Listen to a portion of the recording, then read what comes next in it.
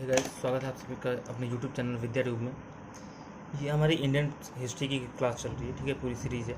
और ये जो हमारी क्लास है आज 7th क्लास है, 7th लेक्चर, जिसमें हम चैल्कोलिथिक की एक आगे का पार्ट पढ़ेंगे थोड़ा सा। ये चैल्कोलिथिक का लास्ट पार्ट है, ठीक है। एक पार्ट में ले चुका हूँ जिसमें सारी चीज़ें, मैंने फीचर्स और सारी चीज़ें बता रखा है, ठीक, टाइमलाइन सारी चीज़ें बताइए। ये जो हमारी क्लास है इसमें हम केवल इतना पढ़ेंगे, वीकनेस ऑफ चैल्कोलिथिक, यानी चैल्कोलिथिक पीरियड में क्या क्या कमियां थी जिसकी वजह से वो आगे चल नहीं पाई, वो ख़त्म हो गई, ठीक है। क्या क्या ऐसी बातें थी जिसने कहीं ना कहीं चैल्कोलिथिक पीरियड को वीक बनाया, कमज़ोर किया, दुर्बलताएं, ठीक है। तो ये जो क्लास है हमारी, तो ये ताम्र पाषाण जो संस्कृति हमारी रही है की दुर्बलता, ठीक है। ताम्र पाषाण का संस्कृति की जो दुर्बलताएं रही हैं, हमें इस क्लास में हम केवल यही पढ़ेंगे, ठीक है। बाकी इसके बाद आपका जो ताम्र पाषाण काल जो चैल्कोलिथिक पीरियड है वो आपका कंप्लीट हो जाएगा, और अगले क्लास में हम फिर इंडस वैली सिविलाइजेशन पढ़ाएंगे, ठीक है। तो अगर देखो, जैसा कि मैंने बताया था कि जो कॉपर एज के लोग जो थे, ठीक है, वो लोग एग्रीकल्चर करते थे, फिशिंग भी करते थे, और एनिमल हस्बेंड्री करते थे, ठीक है। तो ये तो करते थे, लेकिन इन्हीं चीज़ों में कहीं ना कहीं कुछ कमियां भी थी। एग्रीकल्चर करते थे तो उसमें लेकिन कुछ कमी थी, ठीक है, इसीलिए कहीं ना कहीं वो ग्रामीण रह गए, इसीलिए कहीं ना कहीं वो ख़त्म हो गई सभ्यता, ठीक है, पूरा कल्चर ख़त्म हो गया एक समय में आके। और वो एनिमल हस्बेंड्री करते थे, एनिमल फार्मिंग करते थे, एनिमल हस्बेंड्री करते मतलब पशुपालन करते थे, लेकिन उसमें भी कुछ कमियां थी। तो उन्हीं एक एक कमियों को हम कुल 4-5 कमियां देखेंगे, कौन कौन सी वीकनेस थी, कौन कौन सी दुर्बलताएं थी। तो पहली दुर्बलता क्या थी इनकी कि ताम्रपाषाण, देखो पहला क्या है इसमें कि ताम्रपाषाण युग के लोग जो थे, ठीक है, जो लोग कॉपर एज से बिलोंग करते हैं, वो लोग मवेशी यानी भेड़ बकरी गाय इन सबको पालते थे, ठीक है, और अपने आंगन में ही इनको बांधा करते थे।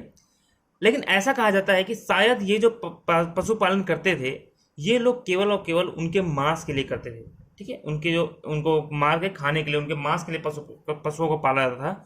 उनके दूध को दुहने के लिए या उस दूध से प्रोडक्ट बनाने, जैसे घी दही, ठीक है, ये सब बनाने के लिए उसको नहीं करते थे, ठीक है। ऐसा कहा जाता है कि जो ताम्रपाषाण काल के जो लोग थे, चैल्कोलिथिक पीरियड के जो लोग थे, वो ऐसा मानते थे कि जो पशु हैं, जो आपके जानवर हैं, उनके दूध पर, ठीक है, उनका जो मिल्क है, उनका जो दूध है, उसके ऊपर केवल और केवल उन पशुओं के बच्चों का हक है, ठीक है, इंसानों का हक नहीं है। और ये जो विचार है ना, ये जो मान्यता है कि इस दूध पर केवल उनके जानवर के बच्चों का हक है, ठीक है, ये मान्यता आज भी चल रही है, ठीक है। और ये मान्यता कहाँ चल रही है, जो आपकी गोंड जाति है ना, बस्तर के गोंड प्रजाति के जो लोग हैं, वो लोग आज भी यही मानते हैं कि जानवर के जो आपके पशु है, चाहे गाय है चाहे भैंस है, ठीक है, चाहे भेड़ बकरी कोई भी है, उसके दूध पर केवल उसके बच्चे का हक है, ठीक है। वो दूध केवल उनके बच्चों के लिए है, हमारे लिए नहीं है। और ये आज ही मान्यता चली आ रही है। तो वही चीज़ है, ठीक है। ये जो एनिमल हस्बेंड्री करते थे, ठीक है, एनिमल हस्बेंड्री यानी पशुपालन तो करते थे, ठीक है, अच्छी बात है, पशुपालन कर रहे थे, ठीक है। लेकिन इसमें क्या था, ये जो पशुपालन था केवल और केवल ओनली फॉर फ्लैश, ठीक है, उनके मीट के लिए था, मांस के लिए था, किसी डेयरी मिल्क के लिए, डेयरी प्रोडक्ट के लिए नहीं था। ऐसा नहीं था कि पशु पाल का उनका दूध निकाला और उस दूध से घी बना रहे हैं, दही बना रहे हैं, पनीर बना रहे हैं, कुछ बना रहे हैं, ऐसा कुछ नहीं था। केवल और केवल उनको उनके मांस के लिए पाला था, मीट के लिए पाला जाता था, ठीक है, उनका डेयरी प्रोडक्ट के लिए नहीं पाला था। क्यों ऐसा था, क्योंकि वो लोग कहीं ना कहीं बिलीव करते थे, कैसे, जैसे लाइक गोंड बस्तर के, ठीक है, बस्तर के जो गोंड जाति के लोग हैं वो आज भी मानते हैं, उन्हीं के तरह उन लोगों का मानना था कि जो मिल्क है, ठीक है, वो उस पर किसका हक है, ओनली फॉर एनिमल बेबीज। जो एनिमल के जो बेबीज है ना, जो पशुओं के जो बच्चे हैं, उन बच्चों का हक है केवल उस दूध पर, ठीक है। अब हम लोग क्या करते हैं, गाय पाली या भैंस पाली, उसको क्या करते, बच्चे को लेके आए, थोड़ा सा दूध पिलाया, उसको खींच के अलग कर दिया और अपना दूध पूरा धो लिया, ठीक है, पूरा दूध हमने ले लिया, हमने यूज़ कर लिया, ठीक है। और उस बच्चे को क्या दे रहे हैं हम, अपना चारा वारा दे रहे हैं, उसी से बढ़ रहा है वो, ठीक है, थोड़ा बहुत दे दिया तो दे दिया, बचा कुछ। लेकिन यहाँ पे ऐसा नहीं था, ठीक है। आज भी बस्तर जिले में जो गोंड जाति के लोग रहते हैं उनका भी मानना यही है, जैसा सेम इनका मानना था कॉपर एज के लोगों का, कि जो दूध है उस दूध पर केवल और केवल जो पशु है उसके बच्चों का अधिकार है, हमारा कोई अधिकार नहीं है, ठीक है। हम जब पशु पाल कर रहे हैं वो केवल और केवल किसके लिए पाल रहे हैं, मीट के लिए पाल रहे हैं, यानी कि मांस के लिए पाला जा रहा है, ठीक है। तो इस तरह से अगर देखें, ठीक है, इस तरह से देखें तो कहीं ना कहीं जो पीपल थे, पीपल ऑफ कॉपर एज, ठीक है, could not take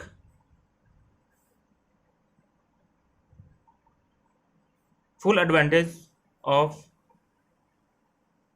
animal और एनिमल डेयरी प्रोडक्ट, ठीक है। तो इस तरह से अगर देखें केवल वो मीट पाल रहे हैं, मीट के लिए पाले जा रहे हैं, उनको डेयरी प्रोडक्ट से कोई मतलब नहीं, दूध नहीं निकाल रहे हैं, दूध नहीं रहे उनको, ठीक है। तो इस तरह से कहीं ना कहीं जो लोग हैं ना कॉपर एज के उन्होंने वो क्या कहते हैं, उन्होंने एनिमल इन जानवरों का पूरी तरह से फायदा नहीं उठा पाए, ठीक है। जो कॉपर एज के जो लोग थे, ताम्रपाषाण युग के जो मानव थे, वो पूरी तरह से फुल एडवांटेज नहीं ले पाए जानवरों का, ठीक है, आईवीएस में। तो इस वजह से कहीं ना कहीं ये भी एक सबसे बड़ी उनकी दुर्बलता मानी जाती है। उसके बाद अगर हम और बात करें सेकंड पॉइंट, ठीक है, सेकंड पॉइंट क्या है, देखो मैंने बताया है कि जो ताम्रपाषाण लोग काल के जो लोग थे वो ज्यादातर कहाँ रहते हैं, महाराष्ट्र के उन इलाकों में रहते थे जहां पर ब्लैक सॉइल पाई जाती है, ठीक है, काली मिट्टी और हिली एरिया में हिली एरिया में रहते थे, ठीक है। They lived in black soil area, ठीक है, ब्लैक सॉइल में पाई जाती है पर रहते थे। अब अगर आप ज्योग्राफी में पढ़ते हैं कि ब्लैक जो सॉइल होती है, जो काली मिट्टी होती है, वो जब बारिश होती है तो बिल्कुल चिकनी होती है, बिल्कुल ऐसे पैर रखो तो अंदर घुस जाएगा पैर, ठीक है, इतनी चिकनी हो जाती है। और जब उसमें बारिश खत्म हो जाती है, सूख जाती है, तो मिट्टी बिल्कुल इतनी कठोर हो जाती है, उसको आप खोद नहीं सकते जल्दी, ठीक, क्रैक इतनी कठोर हो जाती है कि उसमें क्रैक पड़ जाते हैं, है ना, आपको पता होगा ब्लैक सॉइल के बारे में। तो ये जो लोग रहते थे ये ब्लैक सॉइल में रहते थे, और साथ साथ में इनके पास कोई भी जो प्लो होता है, यानी जो हल होता है, प्लो यानी हल, और हो यानी कि जो आपका फावड़ा होता है, ठीक है, ये दोनों ही नहीं मिले, ठीक है, प्लो और हल और हो का, इन दोनों के एविडेंस हमें नहीं मिले कॉपर एज में।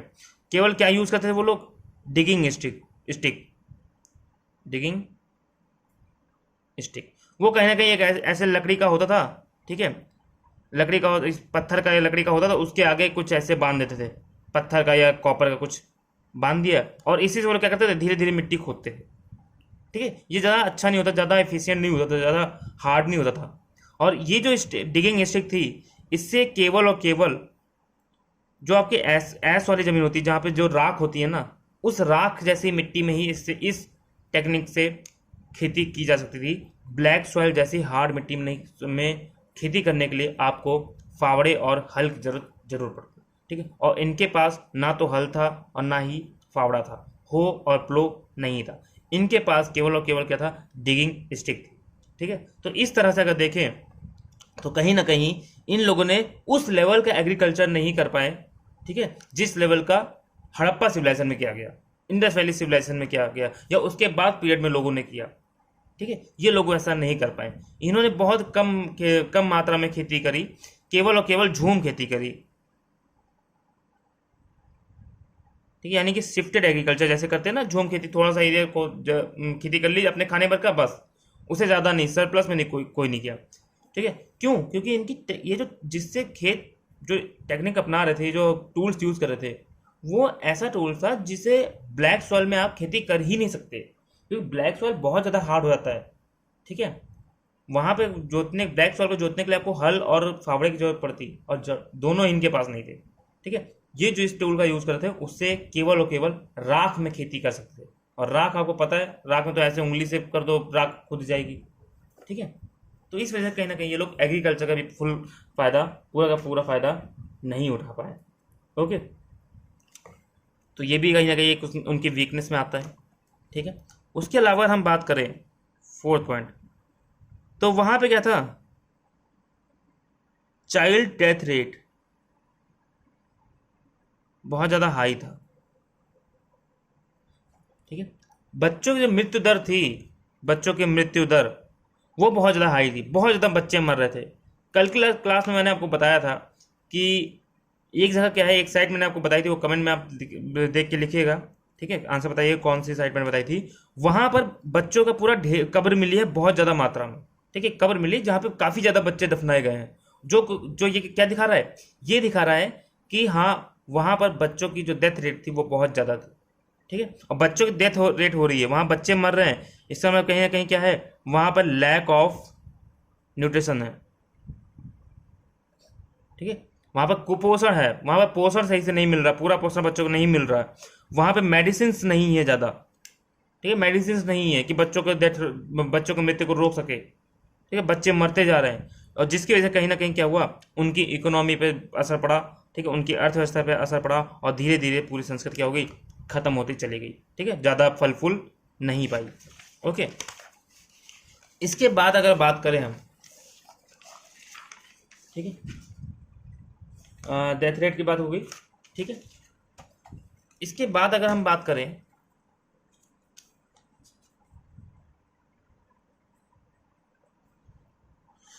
तो ये जो कॉपर एज था, ये हमेशा रूरल रहा। ठीक है, हमेशा ग्रामीण बना रहा। इसे पृष्ठभूमि जो रही वो ग्रामीण रही। ठीक है, रूरल कल्चर बना रहा है इसमें। और इनका पूरा का पूरा लाइफ, पूरा का पूरा कॉपर एज का जीवन जो है वो तांबे के यानी कॉपर के इर्द गिर्द घूमता रहा।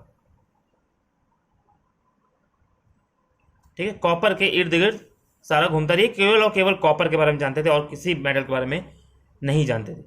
ठीक है, और कॉपर आपको पता है, कॉपर क्या होता है, बहुत ही ज़्यादा लचीला होता है। इसको आप ऐसे मोड़ दो, आराम से मुड़ जाता है। आप कॉपर से खेती नहीं कर सकते, आप कॉपर से जंगलों को साफ नहीं कर सकते, आप कॉपर से कोई हार्ड चीज़ को नहीं काट सकते। ठीक है, जिसकी वजह से अब इनके पास केवल और केवल कॉपर है। ठीक है, यहाँ पे एग्रीकल्चर इस लेवल का नहीं कर पाएंगे, इस कॉपर से इस लेवल के जंगल नहीं साफ कर पाएंगे बहुत ज़्यादा लेवल में, कि एग्रीकल्चर लैंड का एक्सपेंड करें जंगलों को साफ करके, यहाँ नहीं हो सकता। क्यों? क्योंकि यहाँ इनका पूरा का पूरा जो कल्चर है वो कॉपर के इर्द गिर्द घूमा है, कॉपर के बारे में ही जान रहे, उसी के आसपास भटक रहे हैं। ठीक है, तो ताम्रपाषाण संस्कृति जो है वो एक ग्रामीण पृष्ठभूमि पर खड़ी थी, और इसके जीवन की सारी अवधि में क्या था, तांबा सीमित मात्रा में उपलब्ध रहा। ठीक है, और क्या हुआ, और धातु के रूप में अगर तांबा जो है, ये तो कॉपर है, ये कुछ सीमित, कुछ लिमिटेड वर्क ही कर सकता है। ये सारे के सारे काम आप कॉपर से नहीं कर सकते, कुछ लिमिटेड काम है जो आप कॉपर से कर सकते हैं। ठीक है, क्योंकि आपको पता है कि जो कॉपर होता है वो क्या होता है, बहुत ज़्यादा लचीला होता है। ठीक है, और इस एज में, कॉपर एज में, जो चैल्कोलिथिक पीरियड है, ताम्रपाषाण काल में जो लोग थे, ठीक है, वो जानते ही नहीं थे ब्रॉन्ज के बारे में। ब्रॉन्ज के बारे में जानते ही नहीं थे, उनको पता ही नहीं था कि कॉपर में अगर हम टीन मिलाएं, ठीक है, कॉपर में अगर हम टीन मिलाएं तो हमें क्या बनेगा, कांसा बनेगा। इन्हें ये पता ही नहीं था। ठीक है, और ब्रॉन्ज अगर ये जानते होते तो कॉपर में टीन मिला के ब्रॉन्ज बनाते। और ब्रॉन्ज आपको पता है, ब्रॉन्ज क्या होते हैं, एक हार्ड मेटल होता है, काफ़ी हार्ड होता है, इससे आप खेती आराम से कर सकते हैं। आयरन के मुकाबले नहीं होता है, लेकिन हार्ड होता है एज कंपेरिजन कॉपर, आप खेती अच्छे से कर सकते हैं इससे। ठीक है, ये नहीं जानते थे ब्रॉन्ज के बारे में। ठीक है, इसीलिए कहीं ना कहीं इनका क्या था, पूरी की पूरी सभ्यता क्या रही, ग्रामीण रही। ठीक है भाई, तांबा है, आप खेती उस लेवल की कर नहीं पा रहे हैं, तो खेती जब नहीं होगी तो आपका एग्रीकल्चर सरप्लस नहीं होगा, एग्रीकल्चर सरप्लस नहीं होगा तो आपका ट्रेड नहीं होगा, और ट्रेड नहीं होगा तो आपका शहरीकरण नहीं होगा, यानी अर्बनाइजेशन नहीं होगा। आपकी जो पृष्ठभूमि रहेगी, आपकी जो सोसाइटी रहेगी वो क्या रहेगी, ग्रामीण बनी रहेगी। ठीक है, आप डेवलप करेंगे ही नहीं। ओके, और अगर पांचवा चैल्कोलिथिक की जो वीकनेस है, दुर्बलता है, वो क्या है कि ये लोग क्या थे, राइटिंग के बारे में नहीं जानते थे। ठीक है, ताम्रपाषाण युग के लोग लिखने की कला नहीं जानते थे, और ना ही वे सभी तत्व जो भी हमें भारतीय उपमहादेश के सिंधु क्षेत्र से मिलते हैं वो सारे बारे में, वो सब मतलब उन सब के बारे में नहीं जानते थे। ठीक है, आई बस में, तो ताम्रपाषाण काल के जो लोग थे वो ना तो लिखने की कला जानते थे और ना ही नगरों में रहते थे। ठीक है, जबकि अगर कांस्य युग के लोग की बात करें तो वो क्या थे, वो नगरवासी हो गए थे आपके, ठीक है, वो नगरों में रहते थे। हड़प्पा, मोहनजोदाड़ो, ठीक है, लोथल, धौलावीरा, ये सब क्या थे, बहुत बड़े बड़े नगर थे, ठीक है, सुतागेंडोर, सुरकोटदा, ये सब क्या थे, नगर हो गए थे बड़े बड़े, ठीक है। तो कांस्य युग के लोग नगरों में रहते थे, लेकिन यहाँ के लोग क्या थे, नगर में नहीं रहते, यहाँ के लोग गाँव में बसे रहे, ठीक है, और राइटिंग के बारे में नहीं जानते थे, ठीक है, और ना ही वो लोग शहर में रहते थे। आई बस में, ठीक है। तो इस तरह से ये क्या हो गया आपका, दुर्बलता के बारे में मैंने बताया कि हाँ, कॉपर एज में क्या क्या दिक्कतें थी, क्या क्या इसके निगेटिव पॉइंट थे, ठीक है, इस सोसाइटी में, इस कल्चर में कौन कौन से ऐसे मेन मेन पॉइंट थे जो वहाँ पे कहीं ना कहीं निगेटिव को दिखाता है, निगेटिविटी को दिखाता है, मतलब दुर्बलता को दिखाता है, वीकनेस को दिखाता है, ठीक है। तो इस तरह से आपका टॉपिक पूरा हुआ। और इसी के साथ साथ, ठीक है, आपका जो चैल्कुलेटिव पीरियड है वो आज पूरी तरह से कंप्लीट हो गया है।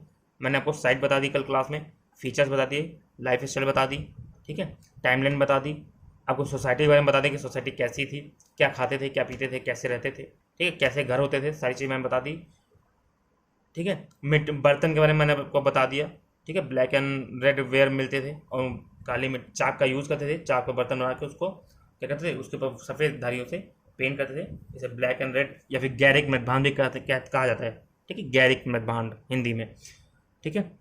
और सारी चीज़ मैंने आपको बता दी, ठीक है। तो मिलते हैं फिर अगली क्लास में। वीडियो को लाइक करिए, ठीक, कमेंट करिए, शेयर करिए, और चैनल को सब्सक्राइब करके बेल आइकन को प्रेस करिए ताकि हमारी सारी नोटिफिकेशन आप तक पहुंचती रहे, ठीक है। तो मिलते हैं फिर अगली क्लास में, और जो अगली क्लास होगी वो आपकी हड़प्पा सिविलाइजेशन होगी, इंडस वैली सिविलाइजेशन, ठीक है। तो ठीक है, तब तक के लिए गुड बाय, सी यू।